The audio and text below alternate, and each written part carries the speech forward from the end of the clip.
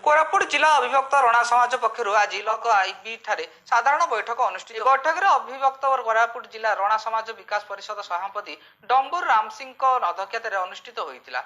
बैठक में मालकानगिरी और कोरापुट जिलार समस्त ब्लॉक एवं जिला कार्यकारिणी सदस्य उपस्थित रही। बैठक में समाज विभिन्न समस्या उपर आलोचना कर समाजर सांगठनिक दिग उपर आलोचना कर नंदपुर ब्लॉक रणा समाज ब्लॉक सभापति शरद पड़ाल और उपसभापति ईश्वर खनिबुड़ी को चयन कर सरकार जातीय और उपजाति अनुसंधान विभाग और जिला अनुसूचित जाति और अनुसूचित उप उन्नयन विभाग प्रत्येक ब्लॉक रणा और माली जातिर निर्दिष्ट अवस्थिति और तथ्य प्रदान निमंते समस्त ब्लॉक को 5 तारिख ठारू चिठी होइतिले एपर्यंत केतोटी ब्लॉक मंगल अधिकारी तत्परता देखाउनथिया भली किभली समाजर कर्मकर्ता मध्य जोगाजोग करा जाई पारिबो ता उपरे पुंखानुपुंख आलोचना करा जायतिला।